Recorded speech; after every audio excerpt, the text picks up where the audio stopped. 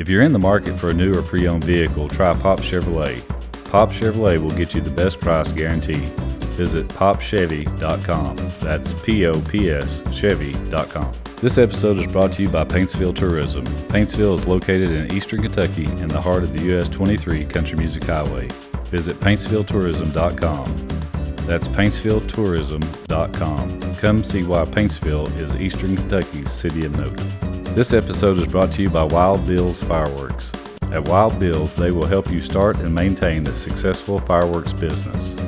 Whether you're starting a retail store, a seasonal tent, or a part-time venture, Wild Bill's is your one-stop wholesale fireworks supplier. Their team can help you pick inventory.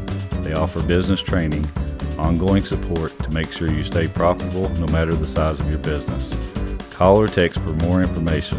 Just ask for Bill at 606-367-5569. That's 606-367-5569. Or visit wildbillsfireworks.com and make sure you ask about their financing plan. Welcome back to the show. We hope you're enjoying it. In today's episode, we sit down with Doyle Brown. Doyle was a music publisher in Nashville and lifelong friends with Harold. He cut over 60 number one hits. Let's get to it. This is Behind the Shed.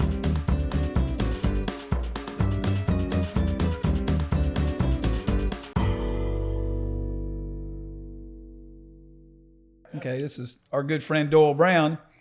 Doyle's an old veteran with us from the music business. And Doyle and Harold have been friends for how long? God. About 100 Since years. Somewhere in 70s. Yeah, long time. Yeah. We were neighbors back then. That's right. Wow. Yeah. Since we built the first radio station. Wow, I didn't know Doyle that. was on the same street, across the street. Across the street at the and Billboard worked building. for Welk Music Group. Yep. We moved from the old CSAC building.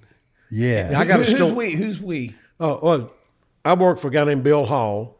And Bill Hall was in partnership with Jack Clement. So Legendary again, Yeah, legendary. both Yeah, these guys, two yeah. legendary. Yeah. Two Cowboy legends. Jack. And Bill was the first independent publisher in Nashville to sell to a major. And so when it was cool to buy publishing catalogs, then Welk was in the business of doing that. Welk's first money is in real estate.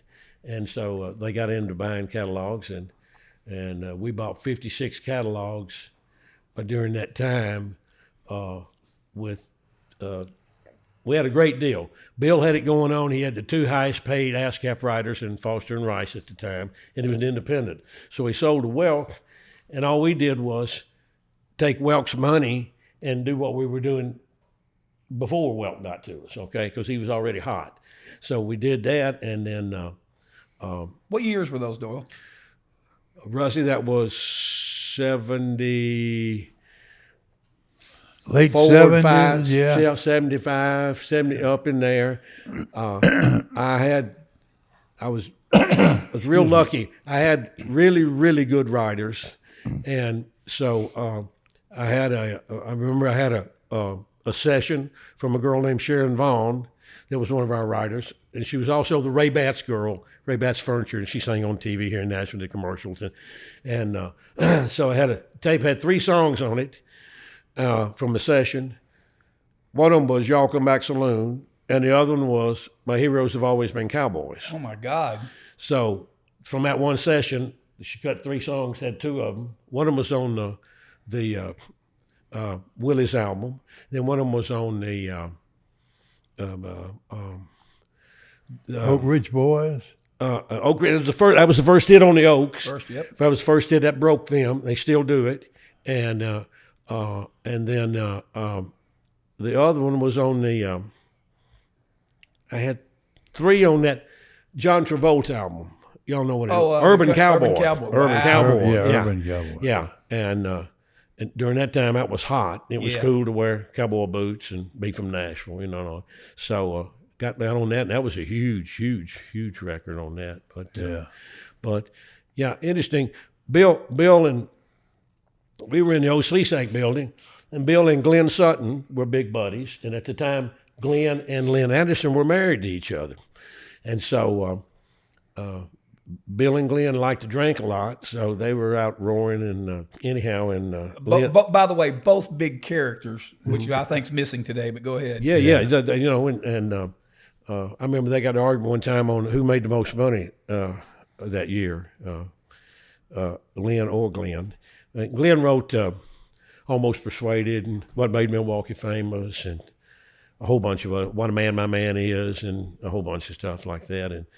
And so anyhow, long story short, Glenn and Bill went back to Bill's office one time, and Lynn was looking for him. And so he had locked himself into Bill's office and wouldn't come out. And so Lynn came over and kicked a hole in the door about that big. And then finally Glenn came out. And long story short, when we moved from there to the Welk building, CSAC was across the hall, and Diane Petty was there, and she was going to take Bill's office over.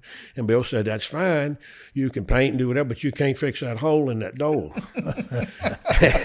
As far as I know, that hole's still in that door unless somebody's moved it and stuff. But that was Which building is that? in the old CSAC building, right behind the CBS. CBS Right behind Studios. CBS when Billy Sherrill was at CBS. Right. Studio A&B was just across the parking lot. Right.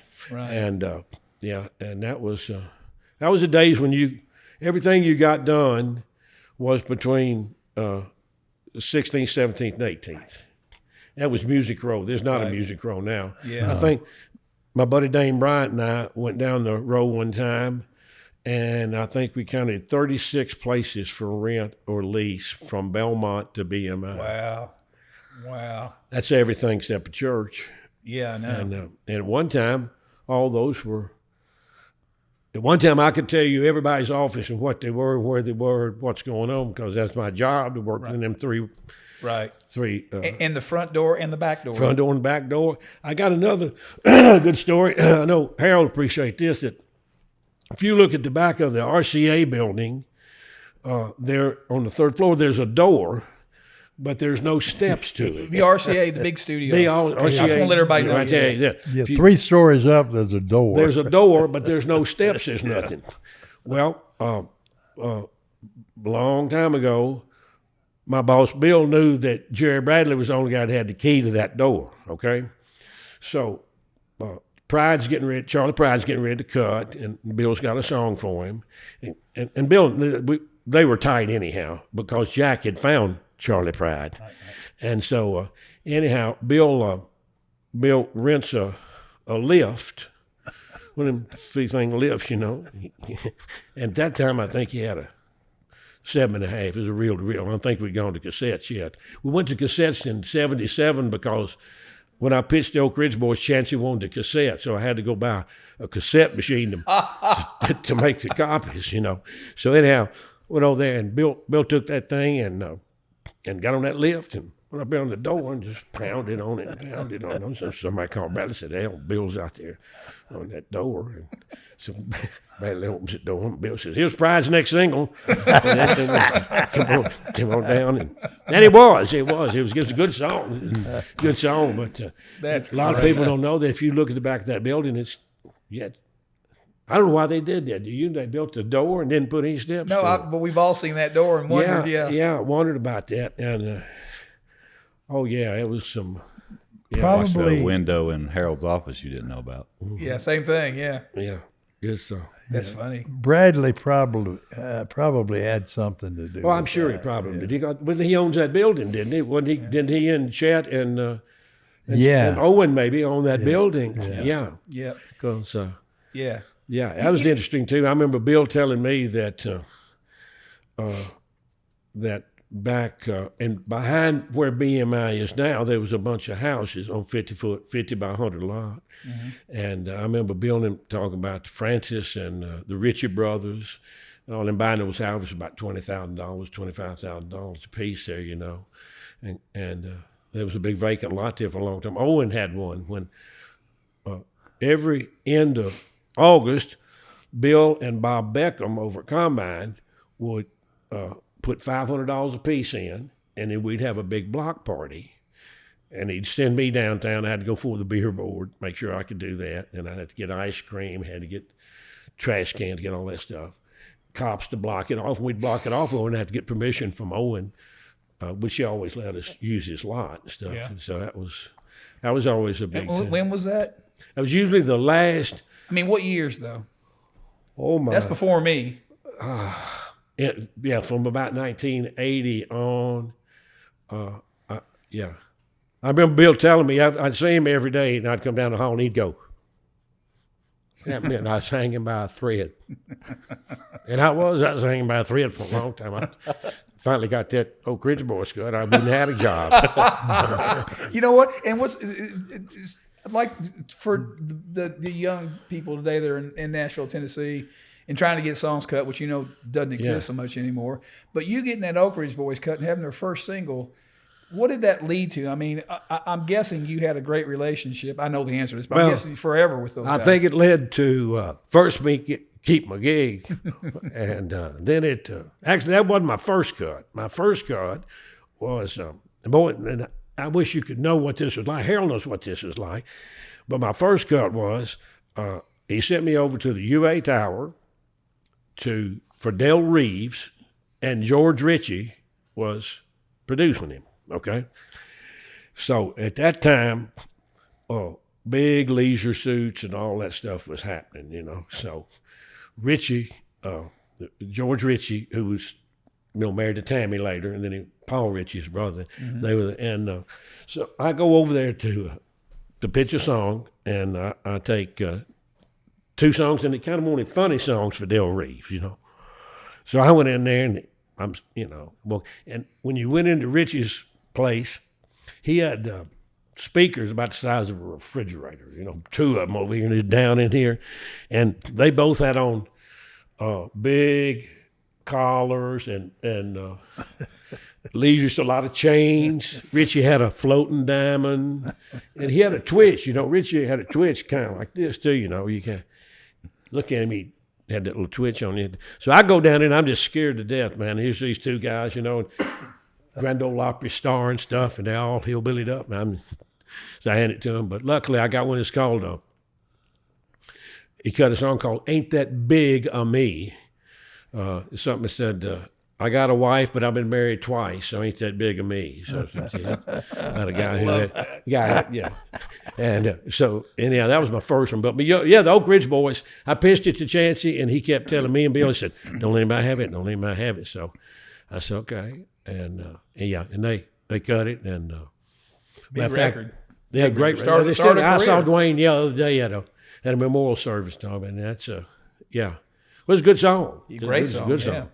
And that was fun. But so from there, how have you seen all this stuff through your career? Not even speaking of today, but that's how it was back then, and even 8 or 9 years later, when I was in there, probably whatever it was, years later, I was in Nashville. We still did a lot of that same stuff, but that was. How did it evolve with you? Because you did more than that. You didn't just pitch songs. You found talent and all kind of stuff too. Yeah, well, it's just interesting. One time, Bill sat down with me. Be honest with you, Johnny Morris was friends with Terry Skinner and Kenny Bell and Jerry Wallace out of Muscle Shoals. That's where I was. Yeah, I knew them. And that's how we kind of got them. Johnny kind of sent them to us, and we. So after we signed them, Bill says, "Okay, they're yours now. You see what you can do, and go from there." And I said, "Okay." So they started writing stuff, and Bill says, "We're getting some action here. Let's take and send out 100 tapes and see what we get with their songs." And I said, "Okay." So made up 100 tapes and sent them out to everybody. I got 3 responses. One from a guy in Texas, and some guy in California never heard of, and a guy named Michael Barrickman, who was Clive Davis's assistant, okay? So I'm mailing stuff to Clive. They don't do that, okay? I mean, Harold had a truckload of stuff that they're unsolicited, okay? Well, I just mailed it to him, and the guy happened to listen to it. He called me back and said, "Hey, send me some more stuff. I think you got something here." He said, well, next thing I know, he cuts song on the Carpenters for me. And we had middle of the road charts in, So had the Carpenters and next thing I had a number one record on the Carpenters on Touch Me. And I kept sending him stuff. And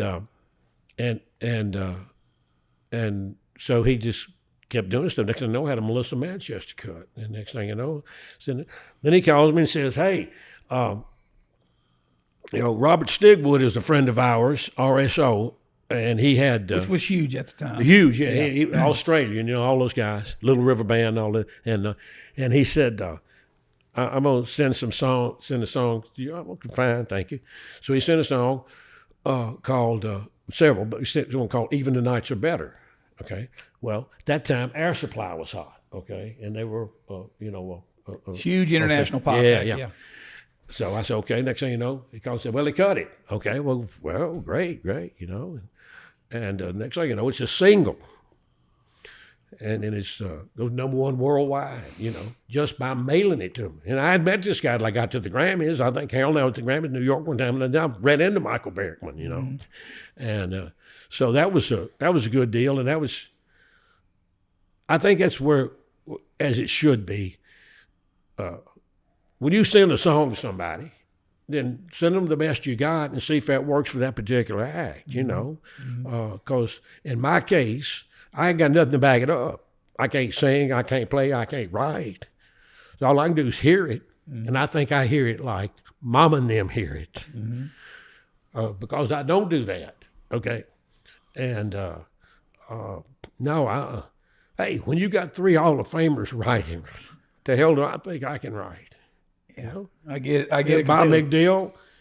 I had Bob McDill, Waylon Holyfield, Dickie Lee, Sharon, Foster, and Rice. Those are the guys that showed up every day. I think they're all Hall of Famers. All are. And then they show up every day. And then Tony Brown sends me Costas. 2 years later, he's writing of the year. I got Song of the Year with Patty Loveless on that. And I told Tony that. And Tony sent me a cassette and said, what do you think about this? And I sent out to the meeting. I said, well, I can get 3 of them cut right now. And I did. I got Life Number 9 on. I remember that. What was her name? On RCA, I know. I'm trying to think too. Those girl acts on RCA doesn't sell anything. No, but it's interesting. It's funny, and I want you to keep talking about this, but you mentioned, so I took a shot and I sent it out there, and I'm sure you would agree, probably 1% of what you pitched actually happened. But we talk about that today compared to what's going on today. And I heard somebody say the other day, he said, remember back when you get a song, you think I can get this cut against all odds, and you played it and somebody liked it against all odds. Then they said, hey, we think we might cut this. Yeah. And against all odds, they cut it. And then they say, hey, now will it get on the album in those days? Oh. Against all odds, it got on the album. And then against all odds, somebody said, I think that's a single. Yeah. And it was. Yeah. And then against all odds, let's see if it'll get on the radio. And it did. And then against all odds, it rose the charts and became a hit. So you remember those days? Yes, we call those the good old days. Yeah, man. Yeah. Today, it's like... We hope you're enjoying this episode of Behind the Shed. Today's sponsors are PopChevy.com, Paintsville Tourism, Wild Bill Fireworks, and the Kent Rose Foundation. I was thinking the other day, I thought, I heard somebody sing or something. I thought, if I found a girl or a guy, then I go to Harold, he's a producer, and say, what do you think about this, and do stuff. But I don't know what we do if we had a hit now. I don't know how in the hell you get it on the radio. I don't know who you go to. I don't know how. I don't know that they pitch songs. And I happen to think this is... Well, they don't so much, yeah. Yeah, personal opinion. Computers killed us, okay? Mm-hmm. All mine was personal. Mm-hmm. I took a song, they listened, I caught them on the way home. We'd be on the boat. What the hell? And do that kind of stuff. We don't do that anymore. How do you get a song to a guy? An important point, though, is you talked about the start of your career and getting out there and starting to meet people. I got to get a cut just to keep my job here. Yeah. And they turned into relationships, which is why one of the reasons, of course, we all wanted you to be here today, because you had a great relationship with Harold. And those relationships allowed you to be able to, if you had a song, go in and play it. Yeah. But there was more to it than that. There were relationships that we still have today. For how long you guys... Yeah. My relationship with Harold is he's my buddy and my friend. That's the point. I don't give a damn if he cuts a song or what he does. We're buddies. All that other stuff, it comes in later, okay? Yeah. So like Doyle was with you like to see a lot of those acts you went to go see and brought some of them to you in the whole bit. So. Oh, yeah, man. We went to see a lot of acts. Yeah, buddy, a lot of stuff. But- this is before Harold was at Mercury too. Now, when Harold was independent, see, also so. Yeah. But Doyle, he was his position was so powerful in that he had Bob McDeal, Waylon Holyfield, Yeah, all those guys. I had all those guys, and 2 or 3 more guys. yes. Let me say this too. When I went in, I knew my major competition was Tree. Okay, but they called me first. Yeah. Okay. And they were the biggest publishing company. And they're biggest in town. Had a lot of good writers. Had some super good writers over there, man. Yeah, and I know that any success I had was based on the guys that I represented. It didn't have anything to do with And me. you could just wake up and have them one day. My Go ahead. point was Go ahead. with Bob McDeal and Foster and Rice and Waylon and Dickie Lee and all these. If they did a demo session, you were going to go get 3 singles right away, or 4 or 5. Yeah. I mean, it would be that good. That's right. When you put, I mean, can remember if coming Bob McDeal did a session, you probably could get all of those cuts within a week. You know. yeah. Yeah. And I also had the thing of having Don Williams, the act of the 70s, Yeah. right there with me. Boy, how many Don Williams cuts? Oh, man. yeah. And I think McDeal probably had 20 singles, and 10 of them he wrote by himself, 15 of them he wrote by himself. International country. International. Go ahead. I'm sorry. Yeah, well, he'd do that. And look, I couldn't wait when I come in, and I'd have Charlie Black and Tommy Rocco and somebody in a room. You forgot about them. Yeah, and then I'd have Kerry Chater and McDill in a room writing a song, and then I'd have somebody else over here writing a song, and I couldn't wait. I'd go in there, play me your first verse, tell me what you got. You hit me with something.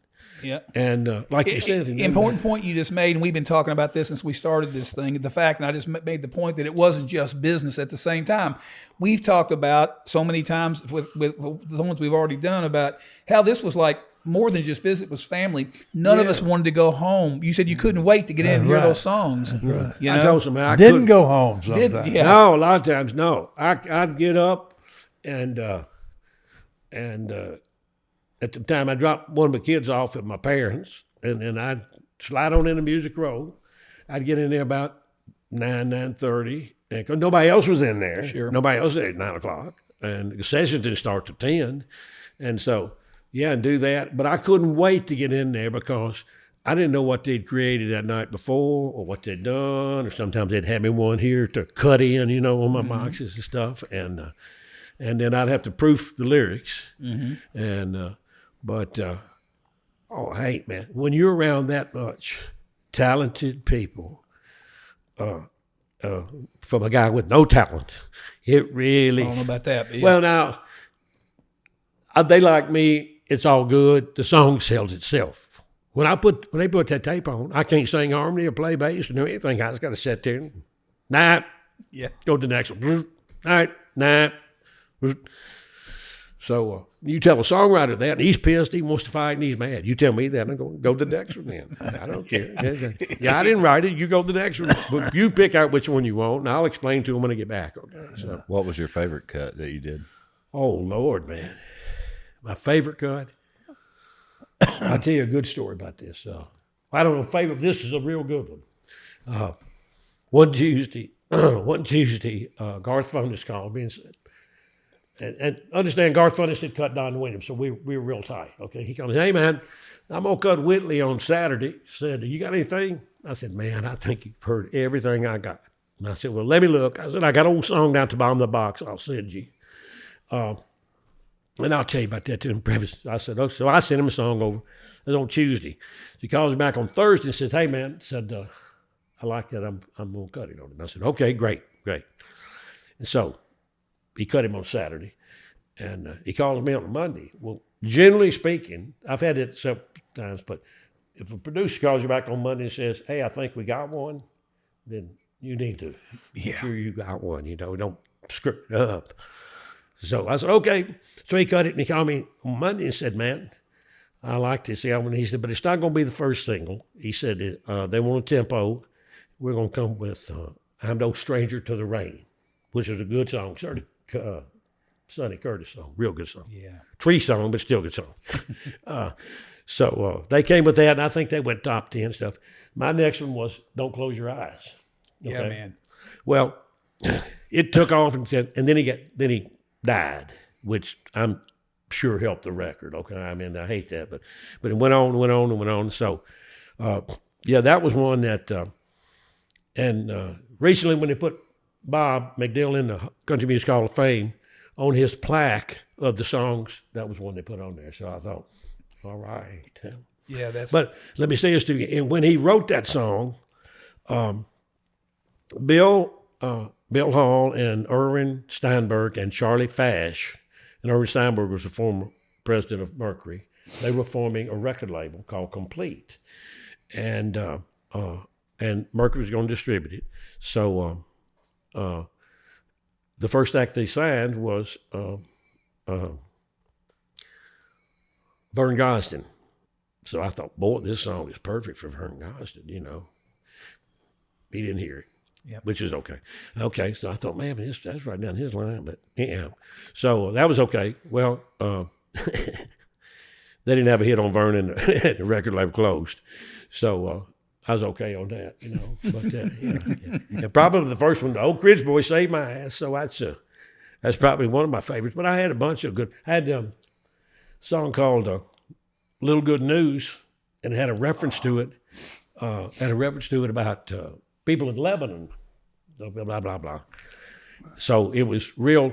They were holding the hostages in, and they were doing some other stuff. And so I tried my best to get people to cut it, and they couldn't cut it. And I won't. Anyhow, I won't say anything about that. But finally, I pissed over to Jim Ed, and he said, yeah. So he cut on Ann Murray, and it was record of the year. Yep. Wow. And that was a big one. Big one. But it was all timing with the political stuff of holding the hostages. I mean, you got to look at it that way. And hey, yeah. And then I've had songs that cut six or eight artists would cut the same song and still not be a hit. Just their version of. Yep. Maybe Baby's Got a Blue Jeans On. I remember.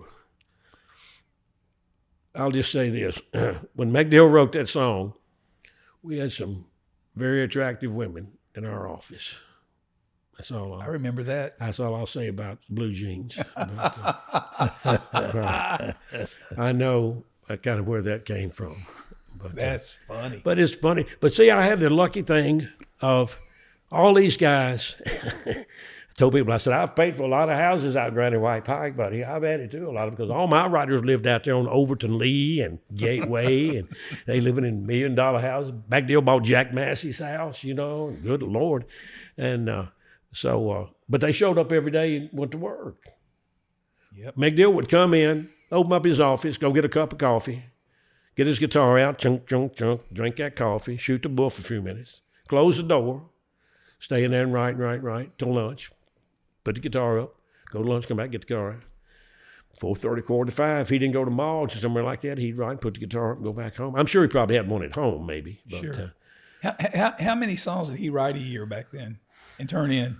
Oh, man. Was he a big producer or just give you the good ones? No, man. He would work, and he would make sure that was the right tense, and did this sound right, and what about the, oh, yeah, he'd work on them. And every Friday, I'd kind of wait, well, we'll back, puts one down today. So I'd see him come out there, that legal pad and that guitar, head back to that thing, and I go, all right.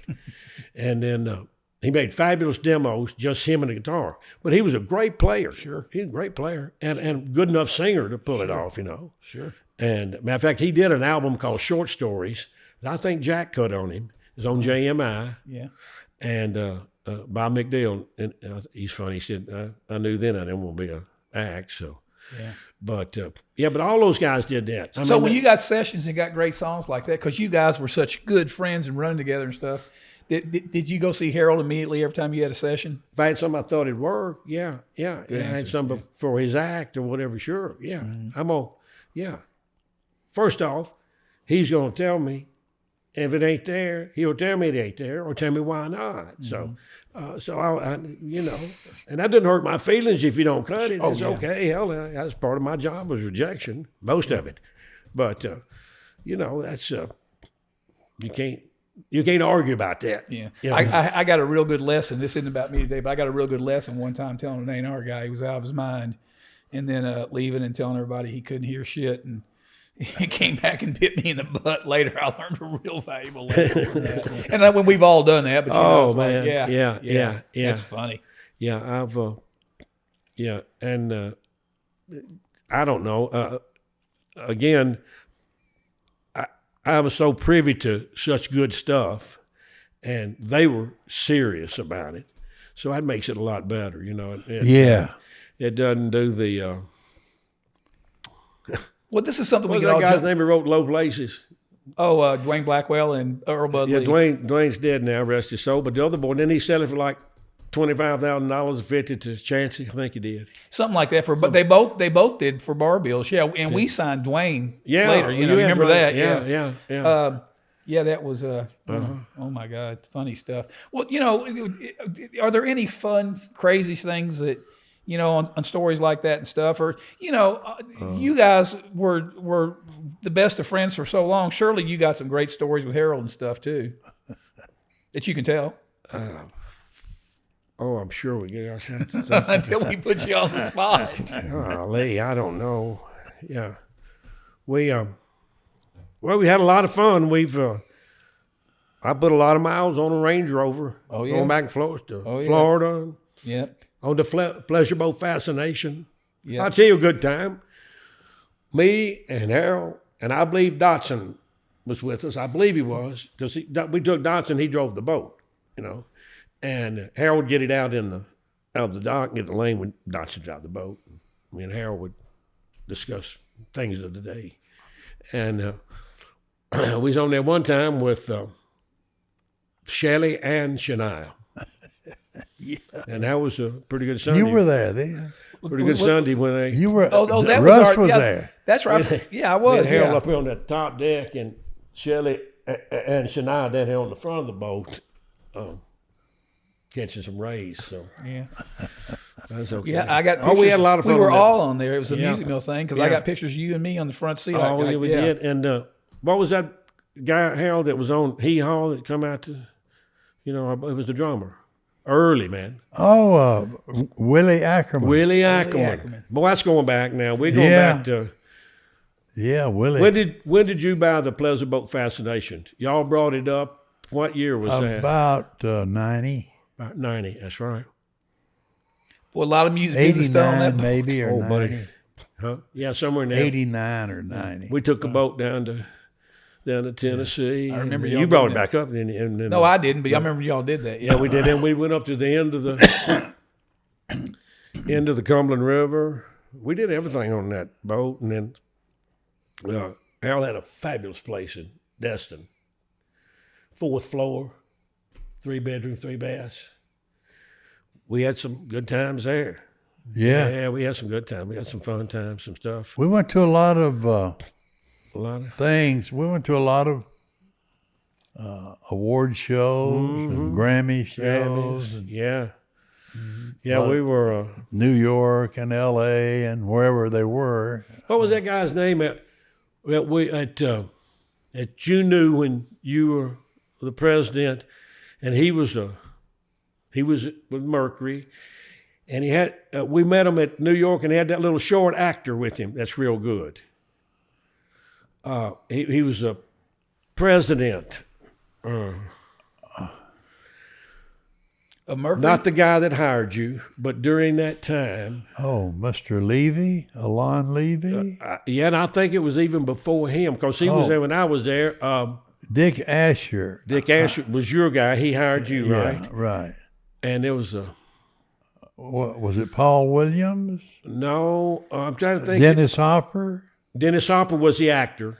Yeah. That we met. Oh, I'd signed the Headhunters. Yes, and he was a big fan of the right. Yeah. And he had somebody else, one of those other bigger guys, with him at night. We'll have to think about all that stuff we have. That's when That's good. we were walking the streets of New York, and I'd never actually been on Park Avenue, Mm-hmm. so we might have been a Saturday or a Sunday, Yeah. and we went and walked up and down Park Avenue, and then so I got the idea then do a whole thing and call it Trailer Park Avenue. Yeah. And we came back and wrote a bunch of remember episodes. that. I remember that. Yeah. And right before Hank Hill came out. Oh, wow. Yeah. I forgot that till just now. That was the direction we were heading with all of that. Remember that, Doyle? Yeah, sure do. Yeah. We wrote in my office, Larry Mack, you, Bob Yance. Yep. Well, see who's alive then. And New Tyree alive then. Trying to think who all was in that knucklehead bunch there. You know, of the 16 Smurfs, there's only Yeah. 4 of us left, and 2 of them is Sonny Boy and Scotty Poole, who are your age, or they're younger than you, and me and Harold, Yep. yeah. and the rest of them. And the Smurfs was a group that Smurfs you guys were a were group just that- buddies of Yeah. business all guys, music people. Yeah. I heard an oxymoron today. I heard that there was a McFadden excellent school. And I went, well, that can't be right. Something wrong there. With that. Inside. Larry McFadden was the guy, you know, found Lee Greenwood and ran Mel's band. He was a bass player. He was one of our buddies. God.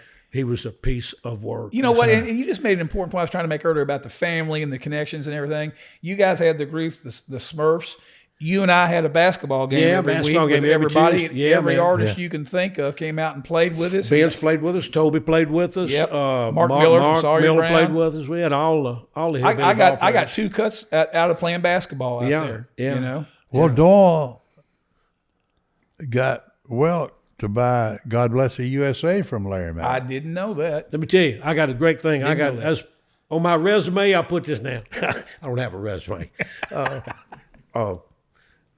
I got a phone call one time, and it was Ray Pillow, and he said, "DB says Judy Mack knows about Mila."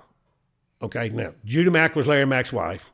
Mila worked at RCA, and Larry Mack and her were hanging. Okay.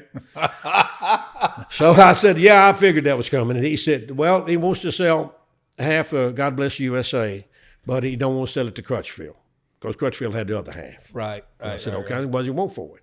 He said, "Well, he wants $250." And I said, "Okay, I'll call you right back." Well, at that time, you know, we didn't have. He said those phones you had to punch. I called my boss. I said, "Hey, man, I got a chance to buy half of God Bless USA." He said, "Well, what does he want for it?" And I said, $250. And he said, "Well, when does he want the check?" And I said, "Overnight it to him." That's the way you did it then. Overnight. They overnight to him, Larry Mack got it. And that was on, I don't know, May or somewhere like that. Well, then about August or September, all the crap hit, you know. And then Lee was 6 o'clock in the morning singing, 9 o'clock in the morning. He was everywhere on the jet singing the damn song. And it went crazy up through our deal. And Yeah, that was a heck of a deal. that was it still a good is, yeah, deal. yeah. Great deal. Yeah. And Yeah. One of the all-time great yeah. deals. That Well, Doyle was pretty much directly responsible for us doing the music meal deal with Polygram, right? That's right. Yeah, so that was a deal that lasted all the way to today into Universal and all that stuff. That Yeah. The Universal ended up with all our stuff anyhow. Us too, yeah. Yeah, so hell, But they that got- was another relationship, Yeah. just a relationship. That was that first relationship with Welk was the most incredible thing because, first of all,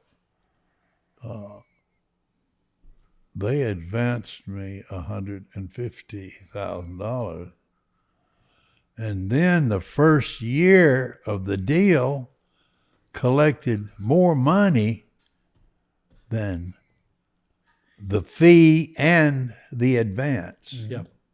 I'll tell you what, we bought Pie Jam catalog. That was from Tom Collins and Jerry Bradley and Charlie Pride.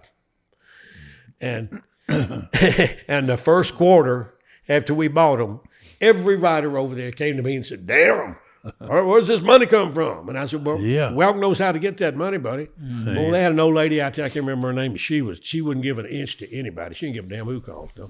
And it was strong. And Well, I know, yeah. During that period of time, of course, right after that, we started having a lot of other things happen. And during the achy breaky period, you had a lady out in L.A., Joan. Remember her? Yep. Yeah. I wouldn't have gotten a ring with her for anything. no, she's tough, son. Oh, And, boy. and we had this big sync offer coming in for a movie on Achy Breaky. And of course, in the deal, you guys had the right to negotiate. Right. That. Well, they tried to go around her for this movie. And it was a big movie. It was a Stephen King thing they were doing. Right. And they started calling me, and she called me and said, you're not supposed to negotiate this. I said, I don't want to. Yeah. You know what they were trying to, man, she beat the fire out of Oh, them. she did, man. Oh, my God. Oh, Welk had her, man. They, Yeah, Don great Rodriguez thing. liked her a lot. yep. Mr. Welk Yeah. he was a Yep. fine Sure man, was. He was a great guy. an incredible Yeah. businessman. And Ted Remember Lennon. one time we went out there. Yeah. I think I want to say not Ocean Way, but where is Ocean that? Boulevard. Bush Boulevard, Yeah. and his office was on the 9th floor, and it was all a putting green. Had a putting Oh, my green. God. I'd get. Yeah. He owned the Wow. whole block. Okay. On the bank building, everything right there. Is that the Santa Monica office? Yeah, Santa I was Monica. there, but I was Santa never on the big Monica, floor. That's Yeah. it. Yeah. Got off the elevator and you turned right, and there was the ocean and everything and stuff. And you looked over here, and there's Santa Monica Pier, and over here's Mr. Welk's office and stuff like that. And interesting, great people to work for. What they did was they bought you and then just left you alone because they already knew you was working. You already knew it was going good. So all we did was just. But they knew how to collect. Yeah. Boy, they knew how to. They knew where the money was. Sure was, yeah. And then I got lucky and Excuse me. got on the Grammy board, and then the next 2 years I was a national officer from Nashville for the Grammys. Wow. And I got a guy separate and apart from anything in Nashville that I got 18 Grammys with in the polka business. Got him Jimmy Sturr. He's done records with Mel, Lee Greenwood, Bill Anderson, everybody in the world was on Jimmy's album. And he's big time. Got a fabulous orchestra, got a bus, he's Won for what he 15 does, he's the best. And you worked 15 at it. Grammys or 18. something? 18. And you worked at it. Excuse me. I remember you come around and say, "Man, are you gonna vote for my boy on your ballot?" And I said, "Well, I don't know anything about polka. You can vote for my okay. I'll listen." I I go, what did. songs you got? Yeah. Mark O'Connor Yep. won that Grammy. That was my song. Well, I didn't realize He didn't that. even know it. I said, you cut my song, I get you a Grammy. Because you wouldn't go vote in the polka field anyhow. And if I didn't have anything in the country field, I wouldn't go vote in it. So I didn't see anything wrong with that. No. I thought that's Oh okay. no, that's the way it works. I mean, way it but works. you Doyle did was it, a great music man. He, absolutely, Well, absolutely. yeah, your track record is thank you, but I immaculate. was all in who I represented. I had some good dudes, A man. little bit I had more some to it good than that, dudes. yeah. But yeah, man. Well, it was a lot of fun. It back was then, fun. and Oh, I told you, couldn't wait to get to if work. you had something good, you could make something happen with Yeah, it. yeah, you know? man. You know, I wish it was still like that. me too. I do too. Me too. Well, you And mentioned you know, I don't know that. I know that's not the attitude, but I don't know that you couldn't do the same thing again if you had a group of people like that. You know, that were that good at what they did. Yeah. Yep. You know, interesting thing too about radio. They want a female up-tempo girl at 4:30 in the afternoon, okay? Because that's when women are getting off work. They want an up-tempo girl, and they want to play it in that slot. And that's what you try to shoot for. Well, how many songs they going to play in that hour? 3 or 4, maybe? You're going to have all that advertisement. So you got to figure out what those knuckleheads want and try to put that in there, you know what I mean? Greenwood almost put himself out of business for doing ballads. How many up-tempos you know Lee Greenwood does? Yeah. I mean, whether it's right or wrong, it has anything to do with it. If that's what they're going to program on radio, and that's the way you... I saw a thing the other day where they're trying to take AM radio out of cars. Well, how in the world do you think people hear country music or any kind of music? They hear it in their car. I don't turn the radio on when I go home. Right. I don't even know if I got a radio in here I turn on, but you turned on the car. And if you take those radios out of that car, Yeah, I you're not hope going to they have a way to get to them. They're trying to do away with AM completely, but I hope that never happens. No, me too, man. Well, think about what you got in Nashville. You got 200,000 watters. WSM stands for We Shield Millions. It's owned by the National Life and Accident Insurance Company. Other end dial, you got WLAC, W Life and Casualty. 2 insurance companies in Nashville. One programs country music, one programs black music, or did at night with John R., Jivin' Gene, and all that. And after 6 o'clock at night, they go to 100,000 watts. Well, that's from here to the Rockies. That's why Ralph Emery was as popular as he was, because you could pick him up from here to New Mexico or Arizona and at night. And so that helped country music and everything go because just on what you could pick up with radio waves and doing that, you know. So, it's a... Yeah, but sadly today, the kids today don't really listen to radio. It's all streaming, you know. And it's you know, I think that it's radio, but it's not right. Well, you make an important point. It's not radio we knew. No, and you make an important point. We talked about this yesterday, how Harold started in radio. The way we discovered music in the days we came in is you had aggregators that were DJs and program directors that selected the best for you to hear. And today you have to be your own aggregator in a sea of music, you know, and I don't know that you know, from our perspective, it's changed a lot. I think the kids today don't understand how it was back then. I've always thought that somewhere along the way, in the internet business, we already seen it now. There's going to be more and more aggregators come along, just like radio was. And in the beginning, they thought it was going to happen, and it didn't. I think it's starting to happen now. Wade, do you see that? Yeah. Yeah, I think so. I mean, it's like a revolving circle. I mean, who would have thought vinyl would ever came back? Yep. Yeah. And the thing, too. Now vinyl outsells CDs. Yep. A lot of those program directors are not real sure what they're doing. Right here when they 3-chord country song. You're talking about Ralph Emery. Tell the bread man story on Ralph when he was on Ralph Emery. Oh, Mel's brother. Yeah. Breadman. Breadman. Well, we've got a great Breadman story, but I really can't tell you. First of all, it's really it's hard to be the brother or sister of a star. That's right. You know? And so Mel, there was Richard and Mel, and Tommy and Johnny Cash, and Tanya and what was her sister? LaCosta. And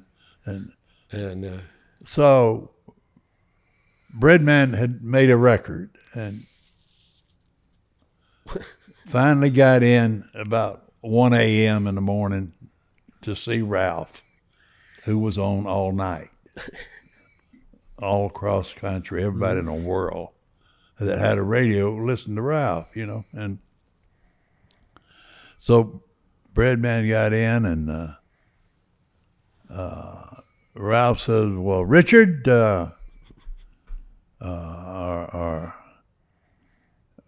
got Richard Tillis, and we've got Tommy Jennings, and we've got Tommy Cash, and we've got LaCosta. Are you going to ride Mel's coattail into stardom like these other people? He said, Ralph, I'm going to ride that horse into the arena just as far as he'll go. And he said, well, you think that's going to help you? And he said, hell, it got me in here. Yeah. Oh, that's funny. Yeah. That's funny. Oh, man. What a character, boy. That's a good one. Yeah. Yeah, man. Yeah. Yeah, man. Yeah. That's funny. There's well, I can't tell the original Breadman story. No. But it's a good one. I'll tell you sometime when the cameras ain't rolling. Okay. You better stream it at full speed.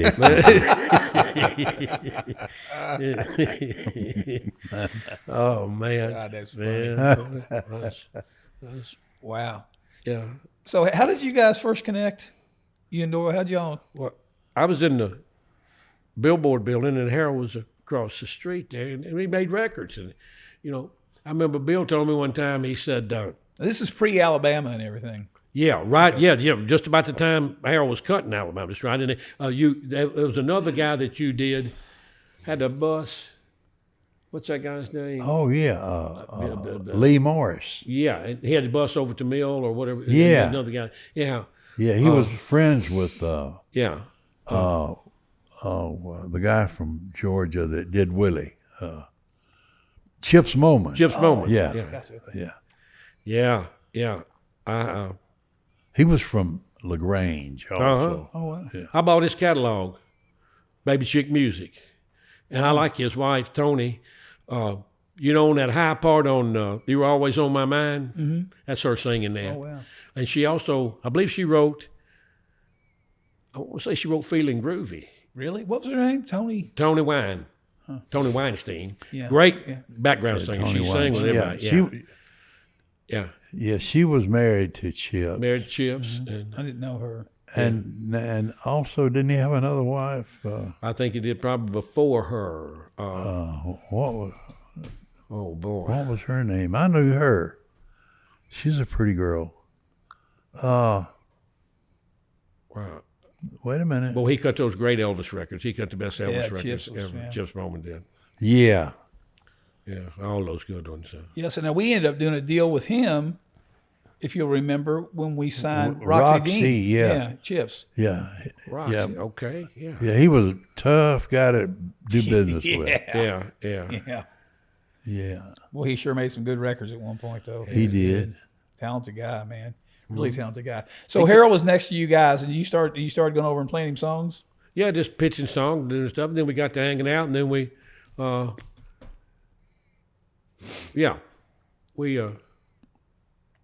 a lot of fun. Yeah. So you know, I wasn't here in Nashville at that time. I was down in Muscle Shoals just getting in the music business when Alabama started taking off. And you already knew him. You know, from that perspective and actually knowing him at the time when that started happening and stuff. I know you were here. What was that like? What was that? Larry Shell was here. It was really good when Old Flame kicked off and they played it and said, well, damn, you got something then. And then as they came along, they got better and better, and those tours. And but as we talked about, you know, a hit record before Alabama typically wasn't selling like those Alabama records. Oh, no, well, nobody had sold anything. Yeah. Alabama and the urban cowboy thing just tore country music a new one, you know, because that's nobody had. Well, I don't know who would be the top seller on RCA before Alabama. Dolly, Jim Reeves. Probably Charlie Pride. Really? Yeah, probably beforehand. Yeah, because 200,000 albums then was a big record. Don Williams record. We'd sell 20,000 records, 25,000 records in England, and it was gold. Yeah. You know. Yeah. But now he was the push act on he was MCA when that right. Yeah, and that was wow. But yeah, man, that was a good times because first off, you never knew what was going to take place at any time, right? And you had a bunch of people that would. You had Billy at CBS, you had Jerry Bradley at RCA, you had Larry Butler at UA, you had Jerry Kennedy at Mercury, Jim Ed at Warner Brothers. Yeah. And I think Atlantic come along, so I had 7 or 8 record labels to pitch to. Mm-hmm. Now you got 2? Mm-hmm. Pretty much. Or independent. I don't know anything about that. You know? I know that that doesn't really exist so much. They're here, but it's different now. Wendell Mobley, the songwriter and singer, he did the Napa Know-How. You know that Napa Know-How that runs on the NASCAR. Well, he wrote it, sang it, did everything at his house. Mm-hmm. Wow. Did the whole thing at his house, sent it to him, did that. And he's made millions off of it. Oh, yeah. So that takes the whole thing away from Music Row, because guys like that have their own stuff, and they're talented enough to mix or play or whatever the case may be. Some of them can put it together. Yeah, put it together and do that. So, but again, Russ, I don't know how you pitch songs now. I don't know. I think I said the other day, I thought I knew 2 people that made songs and I don't even think they cut anymore. I don't know if Garth Fundus cuts anybody anymore or if Keith Stegall cuts anybody anymore. I don't know if they do. And that's the only 2 producers I know that are still around.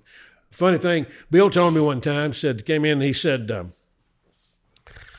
hey, this guy Kyle Lenning's making some records, said, go find out what the deal is. And I said, okay. So I thought, damn, huh? Drove out to Hendersonville, and I took him a tape and left it, and I thought, yeah, okay. So he got back with me. Anyhow, it turned into some good things. It turned into putting McDill and Dan Seals together. And, I never got a Randy Travis cut because Randy Travis wanted to cut a McDill song. McDill said, no, I don't want him to cut it. Can't sing. And so we never got it. That's okay, too. But you made an important point, though. Yeah. This guy's starting to make records out there. You need to go out there and see what's going on. You need to go and find out what he's doing. And turn into Dan Seals and Randy Travis. Then I got him in the basketball game because he's a basketball player. Then he started playing basketball with us and stuff. And still a friend. I talk to him every day. Yeah, I love him. He's a good dude. A lot of times, that's what, sometimes. Now, Bill did take me around some places. When Eddie Kilroy and some other people, and he'd go, now, this is my guy. Eddie Kilroy. He'd say, he's running Playboy then, Because I had Mickey Gillett was on there. I had Overnight Sensation on him. Yeah. Wow. And he said now, because Bill was going to just screw off and drink most of the time and hang, so he wasn't going to do much. He'd already done his. So he left it up to me. So, he took me with some people so they'd know if I came by to do it. But and you just mentioned Eddie Kilroy, and I didn't know this till recently. But, when I first started, Eddie had Playboy Records, still doing that, and it was making records up here. It was a big name I was trying to get to and meet and stuff. And I didn't know Harold had a relationship with him that goes way back before they were even really, you were telling, In 59, we were in engineering school in Dallas, Texas together. Did you know this story? Yeah, he told me. Okay, go ahead, Harold, tell us. But anyway, so Eddie was actually a bronc rider and a bull rider. Okay. And he was rodeoing as much as he was spending time in school. I got you. So I finished up my deal and left and went to Key West, Florida, because they had built a new radio station, and it was a directional array, and everybody on duty had to have a first-class ticket. So I came out of it with a meal ticket. Yeah. I could go get a job anywhere because I could write commercials and do all of that stuff. So it was a wonderful thing for me. And then Eddie came out and went to work for Mercury, of all people, in promotion. And so he segued from that into producing records and got with Mickey Gilley and Jerry Lee Lewis and Bobby Benton. Bobby Borchers. Bobby Borchers. And Bobby Borchers. What's her name that was on Playboy? Barbie Benton. Bobby Benton, yeah. Yeah. And then they opened a label here for a while. Over in Farron's building. Yeah. Wow. Yeah, I used to walk across the parking lot over there and go. And Eddie went on to be a great producer and promotion man and all of that stuff. Yeah. But again, those relationships, and you guys are still friends. Still friends. Yeah. In fact, he's doing what we're doing now. Yeah. He has a podcast every day. We got to get him on this one too. Yeah. But I mean, I think that's interesting. Again, that I made this point before, and I'll cut this off real quick. But if we had all worked on the line at Ford Motor Plant for 20 years together, I wonder if we'd still be sitting around talking and reminiscing about how great it was and how much fun we had. And anyway, Walking the Dog, that wasn't your song, was it? No, Rufus Thomas. No, I wish I'd had. Wish I'd had that though. But that's an interesting thing too. Jim Stewart and Packy Axton, and they Stax Records. Yeah. And I met him one time. I was working at Hundred Oaks in a store called Allen Abbas. It was a men's store, real cool. And Jim Stewart was a part of the finances of that kind of thing. Yeah. I met him, and oh man, what a good record label. Yeah, man. Have you seen that documentary? Yeah. Oh, buddy. Hey. Yeah. I'd like to see Cropper's BMI statement, leather bound. I believe it. Think about his. Think about. I know. I believe Think it. about his BMI statement. Who's that? Cropper? Cropper. Yeah. Yeah. I mean, Dock of the Bay and Knock on Wood and oh my Lord, all them. Yeah. Oh my Lord. Yeah. Yeah, man. That's crazy. Yeah. That's a good lick right there. Yeah, that's completely crazy. God. Do you know how many? And his co-writer, he passed earlier rather than later. Duck Dunn? Otis. Otis did, yeah, and Duck Dunn died too. Yeah, I the knew bass that. player. Yeah. So they had Cropper and Duck and Al Yeah. Jackson and Booker T. Yeah. Man, those guys did Was it over that there. was that the Booker T band? Yeah, Booker T and the MGs, the Memphis Gold. Yeah, Yeah. that Yeah, was Booker it. T Yeah. and Booker's the still alive, MGs. Yeah, I think he is. Yeah, he is.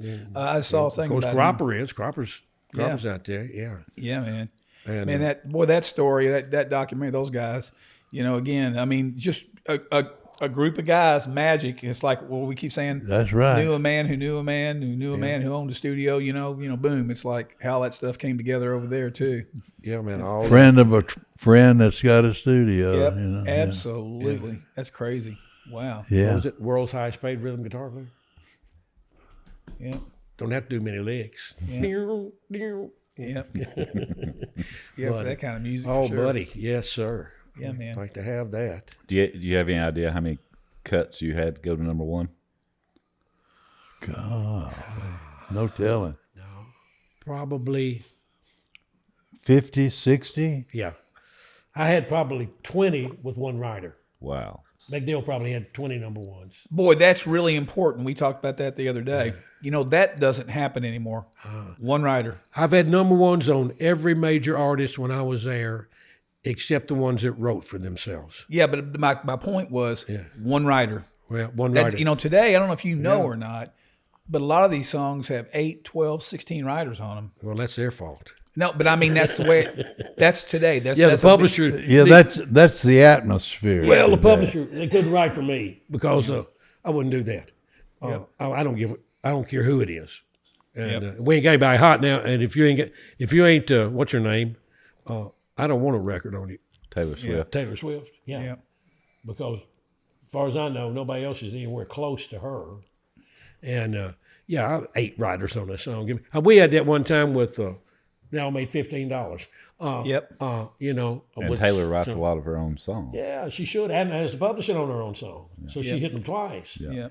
And the production. Yep. Damn right. We made the point the other day when we had Ryan Rawlings in here. We were talking about the fact that that like the first Headhunters record hit 3 million, compared to today, and he said, "Yeah, don't forget that's $30 million dollars."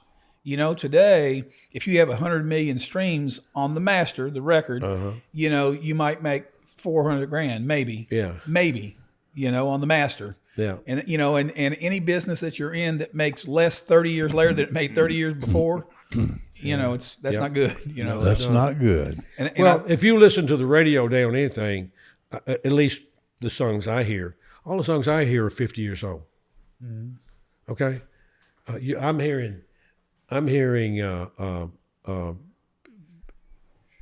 40, 50-year-old songs of Phil Collins. Yeah. I don't think of some other people I'm trying to think of. Incidentally, I didn't realize that Phil Collins was one of the 3 people in the world that had sold, I believe, 10 million records himself and 10 million records with Genesis. I didn't know that. Either. I didn't know that. I didn't realize he was that hot, but he's really sold a lot of. Yeah, he was hot. They want was you, hot. They want you to button your shirt. 2, 3 buttons down. Oh, thanks. I didn't know. Thanks. Yeah. Man, I just got through dancing. rusted. I just got Wear through a tie dancing a next minute time. ago. Well, Russ dressed for radio. Well, I know he did. You have to wear a tie next time. And Harold told me I had the face for radio. So. Yeah.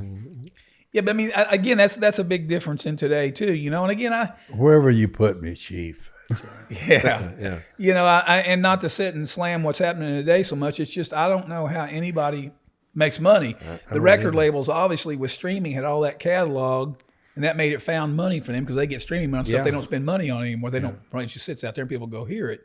But, new artists, new writers that are required to write with 6 or 8 other people for a reason so they can connect and get something going on, Yeah. I mean, they're kind of forced and having to do that, But most people that have worked on a number one can tell you everything about it. The fact that these guys don't even remember how many number ones they worked on is the amazing part.